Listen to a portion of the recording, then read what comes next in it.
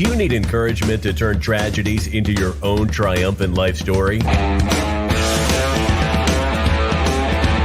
If so, this podcast is for you. Listen to powerful guests who have persevered through challenges so you can gain strength to build your championship life. The host of Professor of Perseverance podcast, Dr. James Purdue. Hey, come on in and grab that good old cup of Joe or whatever beverage you think is good for you to get the day going. Hey, today we're going to talk to a gentleman here who's dealing with ALS, the old Lou Gehrig's disease. And being a sports person who, like me, is a former writer, sports writer and everything like that. So dear to my heart, getting all these sports people. I just really love it when we can get together and reminisce the good old days, like my grandfather would say. And let's talk about how we deal with adversities, challenges come in life, and how we can still have a life that's worth living. So let's go ahead and get started here, and so we can persevere through the channel. And welcome to the show, Robert Garrett. Thanks for having me. I appreciate it. Lovely to be here. Hey, I'm glad you're here. Big Atlanta Braves World Series winner. Well, you didn't participate. You participated at the house with the cheering section. So we are lifelong fans. My wife and I both. She grew up where they used to spring train in West Palm Beach. So she's been exposed to the Braves for a long time, and she's a true fan. All right, cool. Yeah, I used to keep up with Dale Murphy. Yep, he's great. He little side note here. Give everybody a little sports trivia here that he was 1982 and 83 MVP. Mm-hmm. So and when I was in high school, I was in 82, 83 MVP in my high school. So nice. Dale Murphy got something. We got something to together that he doesn't know anything about yet. So that's great. I would like to share. I actually finally got me a Dale Murphy autographed bat a couple of years ago. Finally. So, cool. He needs to be in the Hall of Fame. Absolutely, 100%. He definitely needs to be in the Hall of Fame. Yeah. So, all right, Robert, let's go and get started here, buddy. I appreciate you being here. I tell people we know that time is valuable, and we appreciate you sharing your valuable time with us. Absolutely. And so let's go ahead. What I do is I just let people jump in and tell their story. I hop in and give it a couple of questions, and we go from there. And we've gave a little input that you're dealing with ALS. So if you want to go ahead and pick us up where you think fit. Yeah, and, sure. Definitely don't forget to throw in some sports stuff here. So absolutely, that gets me burning and going here. All right, Robert, here we go. Yeah. You got the show, man. Yeah, thank you. Well, I'm Robert Garrett. I live in the Atlanta area. I've been married for 22 years to my wonderful wife. I've got two boys. They're 14 and 12. And about 11 years ago, I started to notice something when I was doing laundry. I guess that's where all bad things start, is laundry, right? I was trying to hold up the clothes to fold them, and then my left arm was getting weaker and weaker. So, I hit the doctor, got, a battery of tests, poked, prodded, and all that. And about a year later, I was diagnosed with ALS. I'm very lucky because ALS is a horrible disease that can really take you quickly. And I'm more of an outlier where I've been with it for 11 years. So it went really slow with me.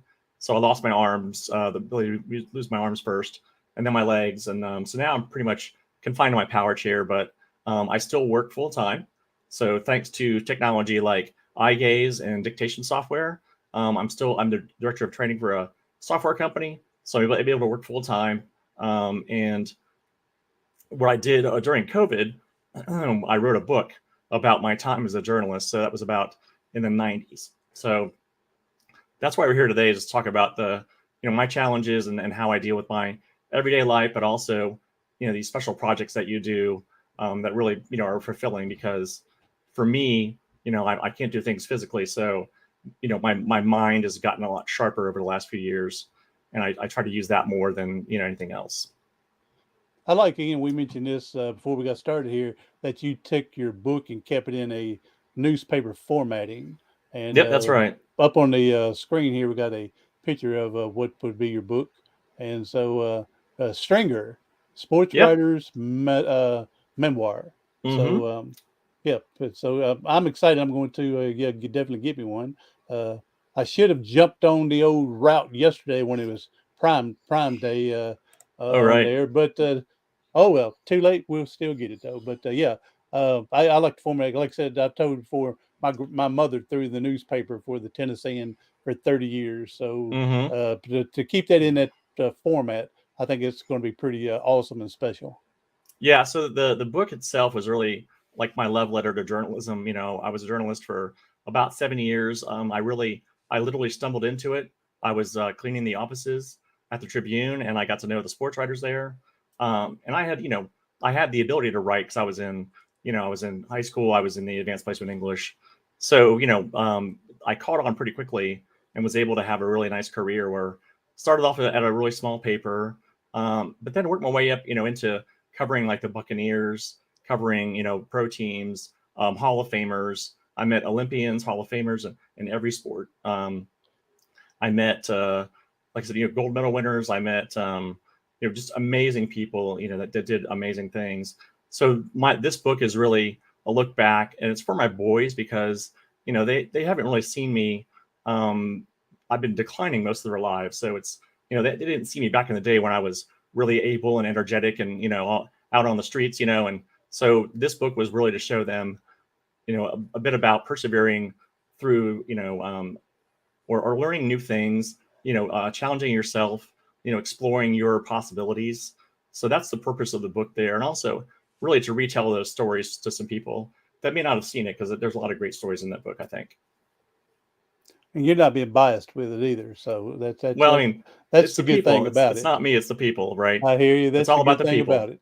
That's right. Hmm. Hey, and so, all right. So let's get into when your ALS. You said Yep. weakness in your was it left arm. Yep. Started left arm, and then my arms went, and so it was really a long road. And at each phase, you have to really learn to adapt and learn to live with what's going on. So, Mm-hmm. it was really difficult at first for me. I was pretty angry. I was scared because I had two young babies. I can see My both kids were of just those born. happening. Definitely Yeah, being the scared just from hearing ALS, and then the anger. I can see both of that coming.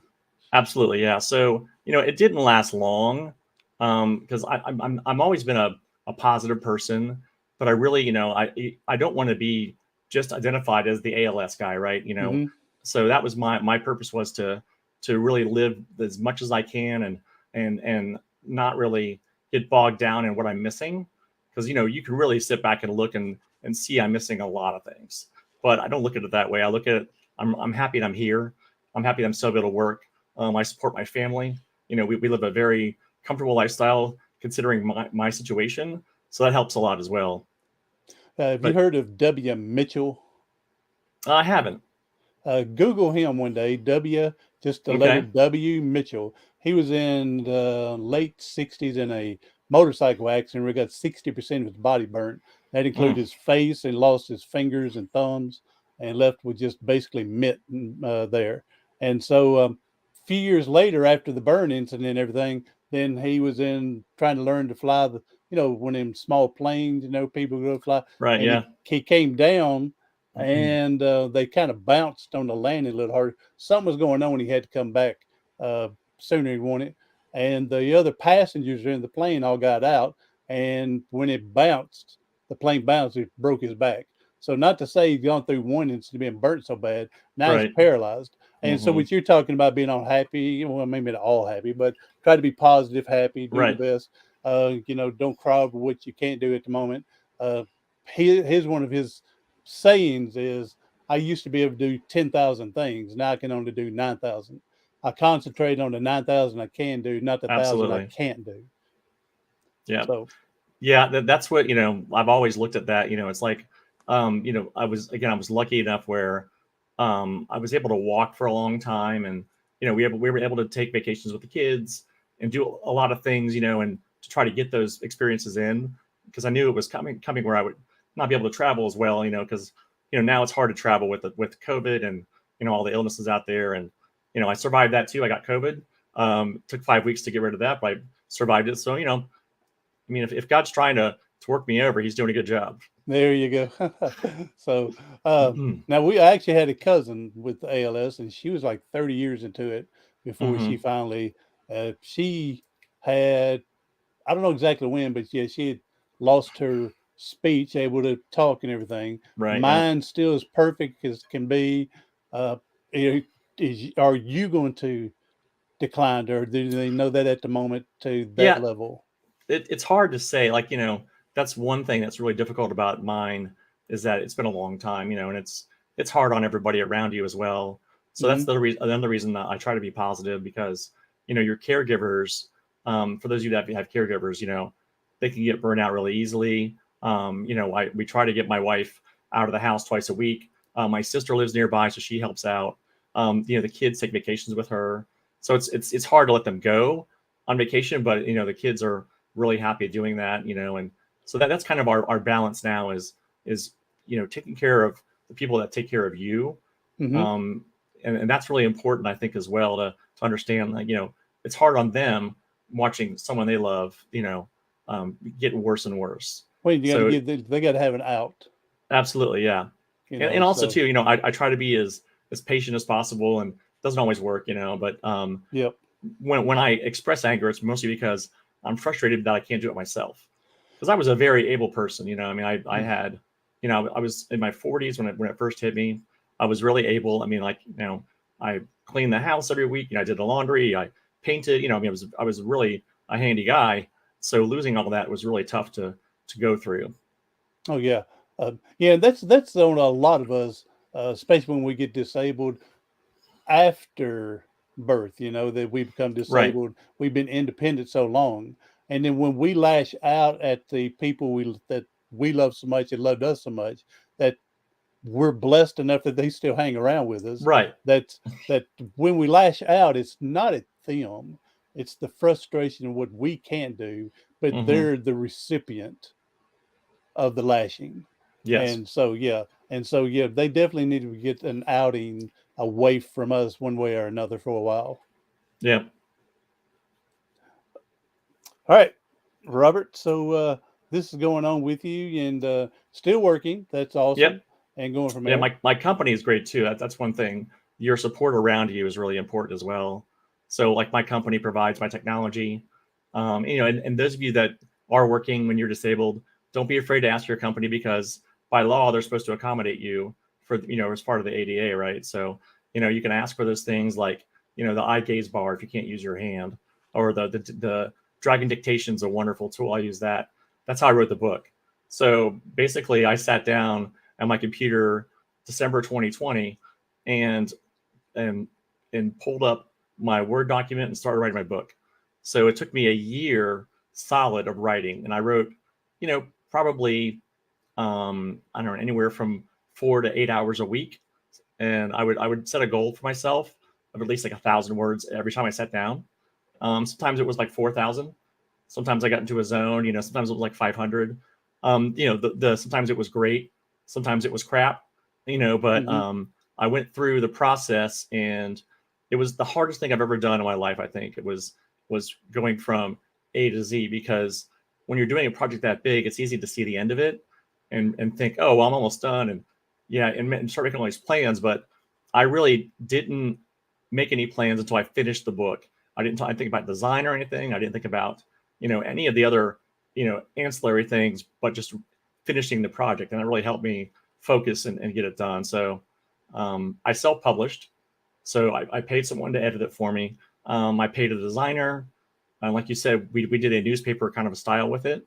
So it's got headlines, it's got pictures, it's got articles in there, my articles. It's got, it's beautiful color. It's a really nice looking book as well. So, but that was my process for the book there.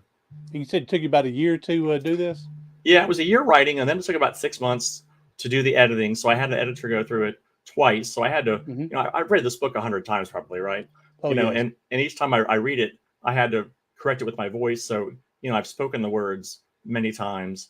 And then after it was edited, I went to my old friend of mine is from high school, as a designer, and he's really talented. So he took about a month to design the book and proof it. And then we went to Amazon and they're printing it for me. So it's available on Amazon and Audible. I recorded the audiobook myself. So I did that as well. So there's an Audible audiobook with my voice. And I did an electronic version and then the hardback. And it was, like I said, it was a lot of fun. I learned so much and I'm really proud of what was put out there. I'm really admired that you would stay focused for that year to do it, because I'm not kidding. I wrote a memoir on mine, how I got in the wheelchair with Right. getting my neck broke playing football, and 2 weeks into college, and then where I'm at, and it only took me 12 years. So I Yeah. did. Obviously, I wasn't focused. I'd write a little bit, then I may not pick it up for 6 months, and then write a little bit more, may not touch it for 3 months. And I tell people it's a miracle in itself. You know how we upgrade our computer system. Right. It's a miracle in itself that it didn't get lost in the transfer and whatever on new computers. And because I know with me, if I would have lost it, I wouldn't have done it all over again. So Right. it was a miracle in itself for that. So Yeah, there were times, that's a writer in you, huh, to stay focused. Yeah, well, there were times when there were times when I was thinking, is this good enough? Is this not? Is it? And I would take it. I took weeks off. I took like a week off here and there. I didn't. It wasn't all the way. So there were moments of doubt. There were definitely moments when I felt like, is this good enough to be a book? But then I went back and read it again and corrected some things. And my advice to writers is, you're never going to write the perfect thing the first time out, right? What you're going to write is it's best to get your thoughts out on paper first, and then go back. And the magic is in the editing.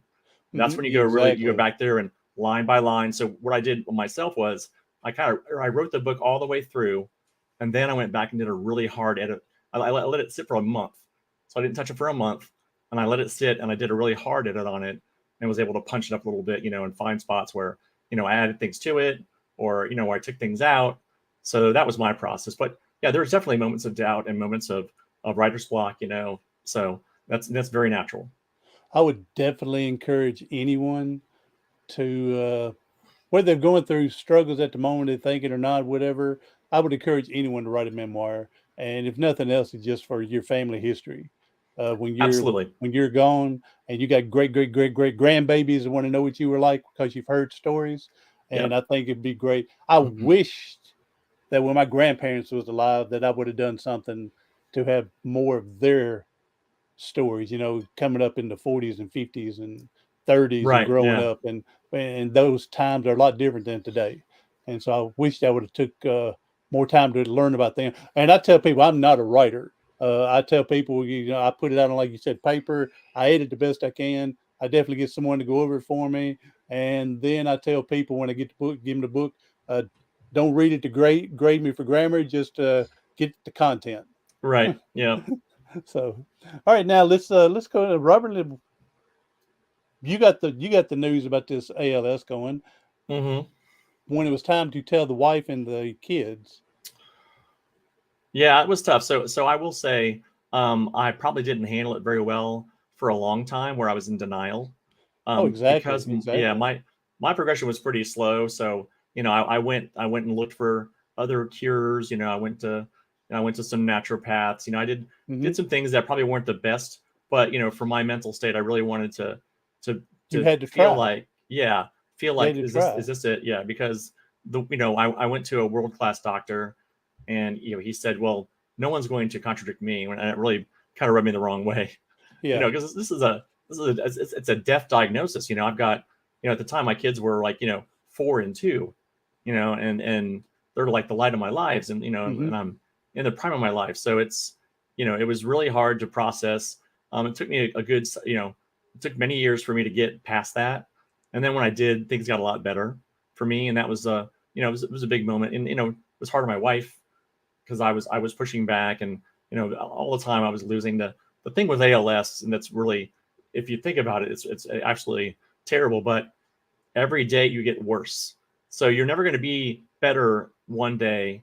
Yeah. Like yesterday was my best day I have left, right? And then each day you get a little bit worse. So if you look at it that way, it's really it's tragic and awful. But again, I'm still here. I've got a lot to contribute. I've got a lot of gas in the tank. I still feel like I have a lot left, and that's what's most important to me. And sad things, we all have a vision of what certain diseases or whatever may be. And Right. you and I, this is our first time actually meeting face to face, somewhat through the computer system, but Hmm. first time talking and meeting. And I'm going to admit that I was thinking you're going to be like Stephen Hawking. You're going to Right. have Yeah. the eyes Hmm. going and the computer Yep. going. Computer's going to be dictating. I wasn't expecting it really. You were going to be communicating with me verbally like we're Yeah. doing. Yeah. I guess I And was just yeah. because you've seen too many like muscular dystrophy, used to be had the Sure. telethon, you Hmm. get to watch Jerry Lewis telethon, and then you see what's coming up that they're trying to bring new and everything, and you see the new technology they got, and then see Stephen Hawking. So yeah, to be honest, the first when you contact me, I was thinking you were that far along Right. down the road. So Hmm. Well, so that's the you're thing is you're blessed to be where every you're at. absolutely, and then that's a lot of the reason that I'm still positive. But I've met people. I was just at a 5K charity run for our clinic, and I met a guy who was only 2 years in, and he could barely talk. So it's different for everybody. Like my doctor says I'm an outlier, Yeah, which to me that's kind of I like that. I like being the outlier. I like being the guy breaking the curve. that's right. So I don't know what I'm doing to keep going, but that's what my progression is that kind of a pace where I know it's coming well ahead of time. Now, when they diagnosed you with this ALS, Right. I'm assuming it was already in your gene because I don't know a lot about ALS. I just remember when I first hear this, I think of Lou Gehrig's, Yeah. and going on with what he was. And, here he was stumbling on the field a little bit, dragging a foot, and then his Right. progressed. And so, Hmm. yeah, so I'm assuming, I don't know a lot again. Is this already in your genes, your DNA? I don't. It's not. Is it? I mean, is it something Yeah. you can catch? I I have don't no know. idea. It's not contagious. And I Yeah. don't think it's really even like passed down genetically. They're not sure about it and why it happens. Okay. That's the Okay. biggest problem is they don't know why it happens. And that's if you recall that ice bucket challenge, they had that a few years ago. That was for Mm-hmm. ALS.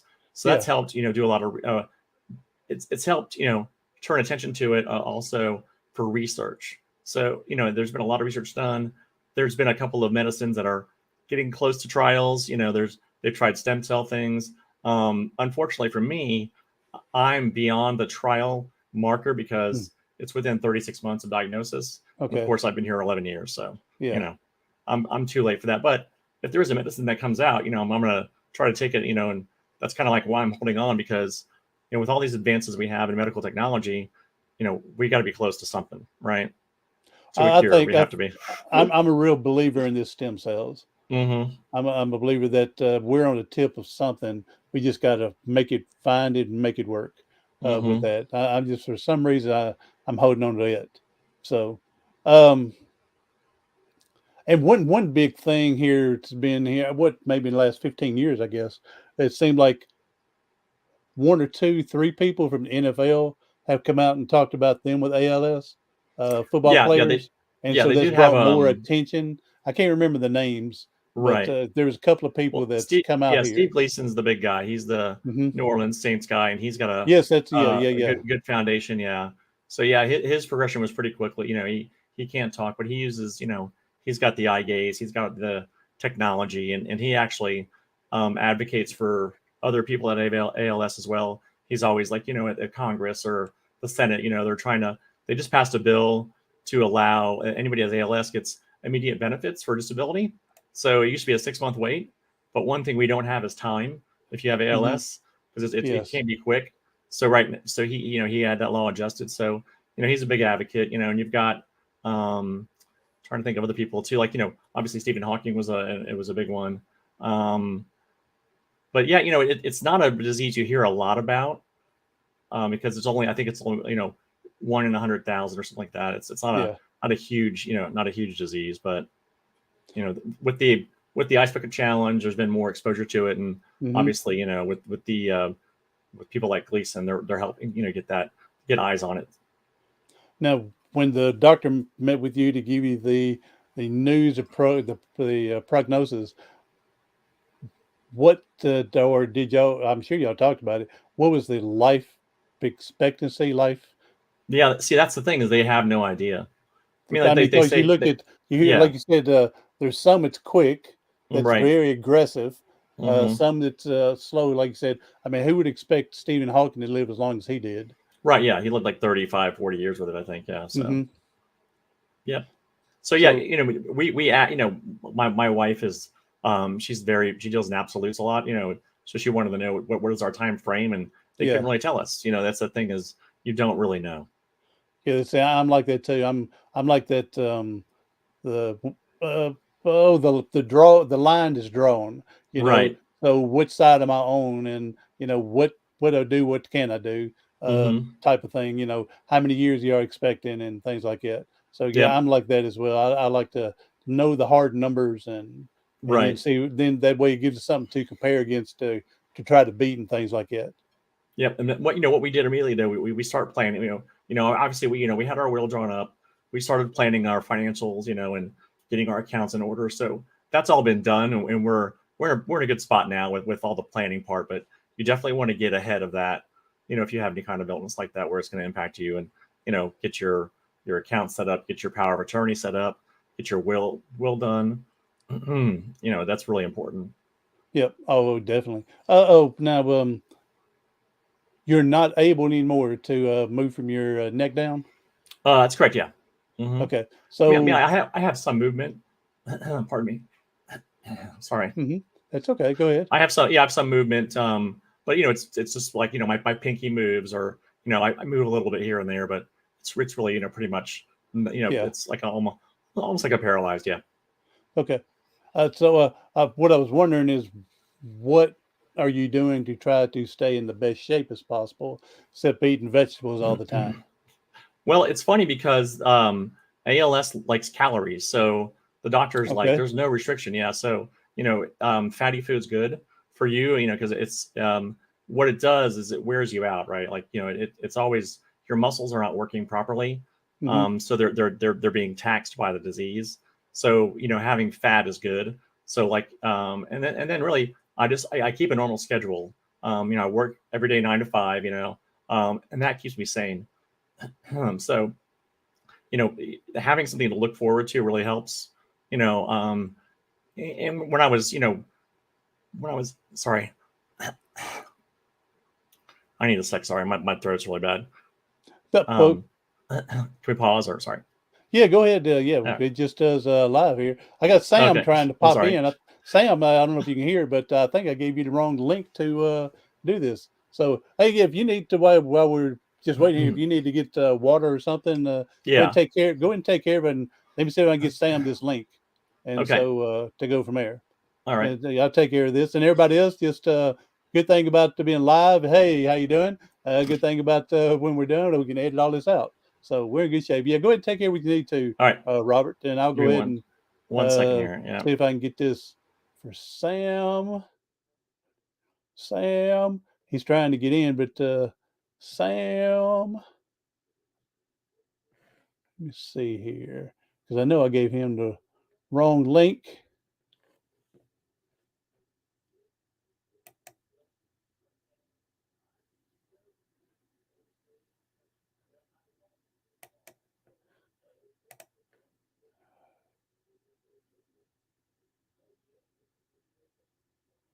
All right, so Sam, I sent you the wrong link here, buddy. I don't know if you see or hear anything.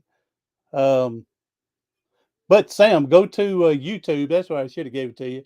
Go to YouTube, Sam, and Professor of Perseverance, and you can catch us live here.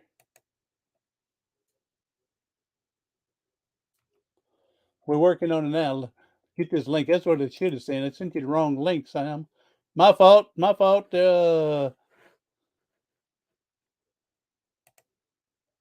My fault. My fault. All right, Sam. I got this link. My fault. My fault. We're still working on. Sam, there you are. There you go, Sam. I sent the wrong link to you, so you'll be on with us. Okay.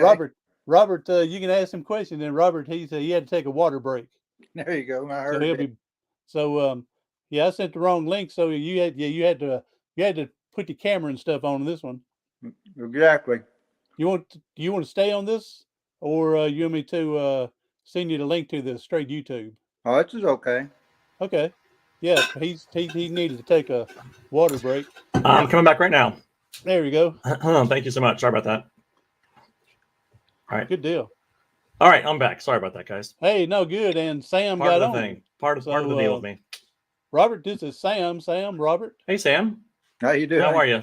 I'm good. How are you? Speaking of sports, Sam was my Babe Ruth coach. Oh, nice. He's the one that taught me everything I need to do, except for what my mother and grandfather taught me. After that, it was him. Fantastic. So, all right, Robert. So we were into talking with what were we talking? I've forgotten. Good thing about this again, we can edit this part before I put it out on podcast. That's fine. Yeah. We were talking about just I guess the early. I'm not sure. Yeah. Well, I know we were talking about the length of life expectancy, and we talked about you talking about no one really knows, and because the aggressive type and the not so aggressive, and comparing to Hawkins, and so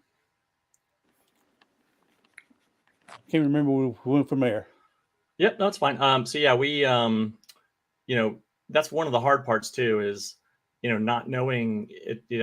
It's harder to manage that, but again, I just try to remain as positive as possible and try to be nice to everybody I can. And because again, people that care for you, they need that as well. We jumped into that grace. We jumped into your dieting thing. That's what we jumped because I was going, even though you can't move from your neck down more, what do you do to stay as healthy as possible? And you were talking about actually your foods that they encourage more of a high calorie because of and going from there. Yep. So milkshakes are great. No doubt. Yeah. So I don't really. There's not much you can do. That's the problem. There's no real medicine you can take. You try to control your pain. There's some pain involved. Oh, no, I didn't know. There's not really medication.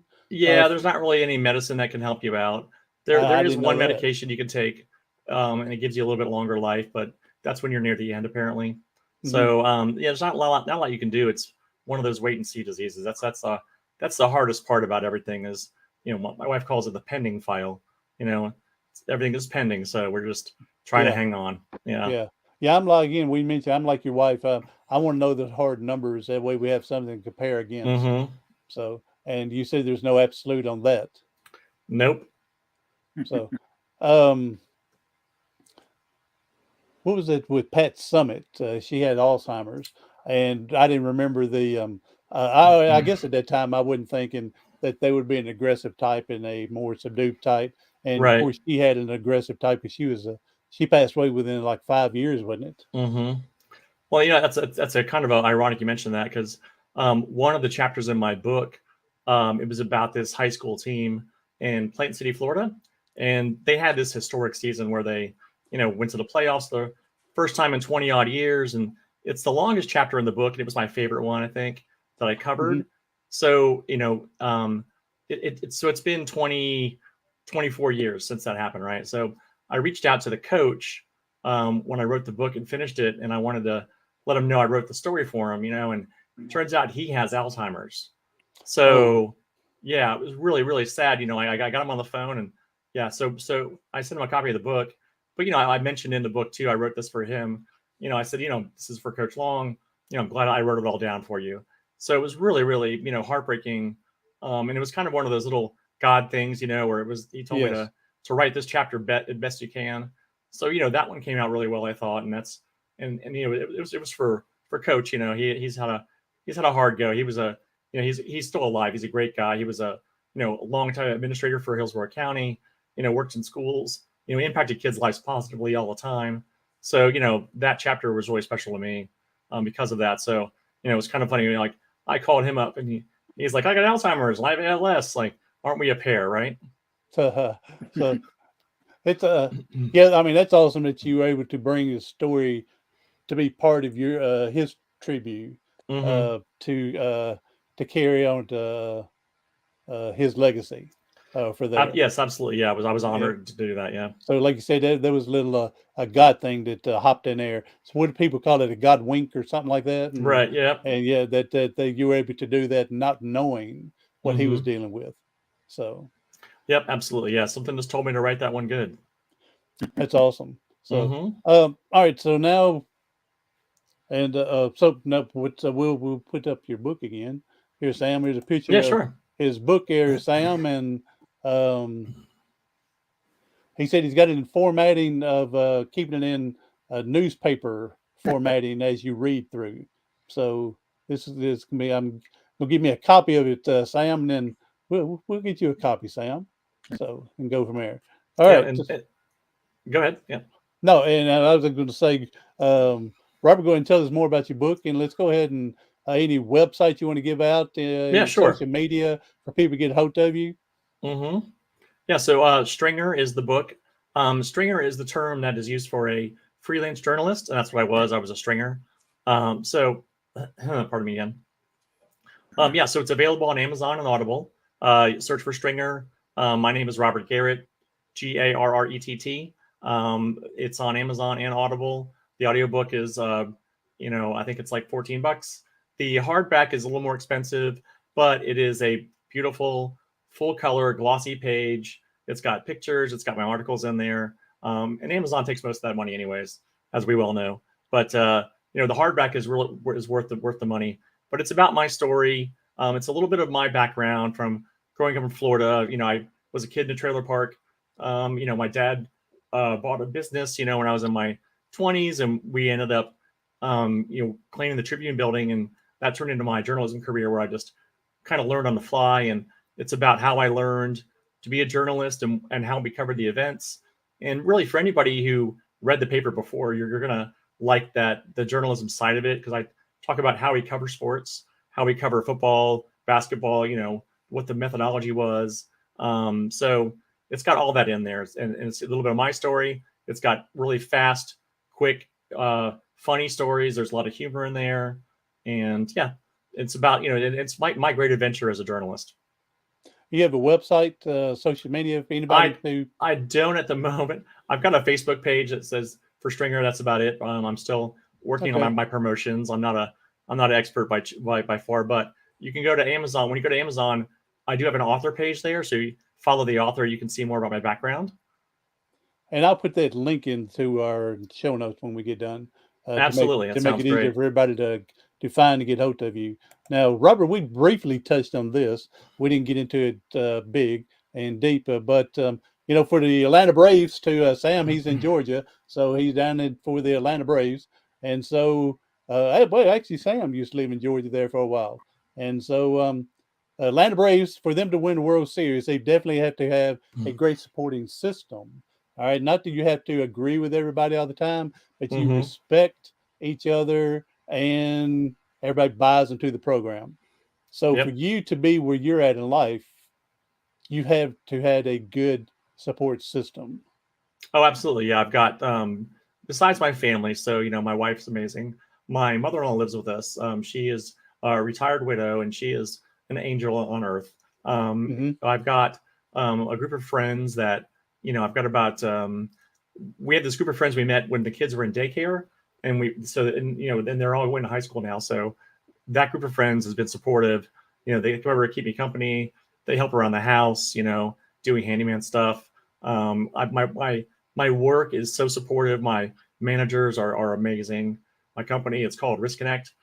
We are a risk and insurance software company, and it's just run by quality people. So I am extremely lucky, and that's probably a big reason I'm so positive, is because I'm surrounded by a lot of love in my life, and I'm really fortunate. Hey man, I'm sure you met people like I have in the disabled world that they're not blessed enough to have a sporting system like we've got. Right. I met a guy that he was younger than me. I met in Miami. I went through a spinal cord research program called the Miami Project, and this other guy I met from there. He was from Rhode Island or somewhere, and he told me once he lived there that he'll be put back in the nursing home. That his own family, he didn't live with them, and he was Right. younger. He was younger than me, and I was Mm-hmm. just amazed. I mean, because having this support system, I was amazed to hear that someone didn't have it, Yeah. and from there. No, I But forgot too. My sister moved up here. So my sister was in Florida, and she moved up here with her family just to be with me as well. So another support person. Again, really really lucky to have that. It's you can't put a price on that. oh, right, exactly. So, Mm-hmm. Sam, got any question?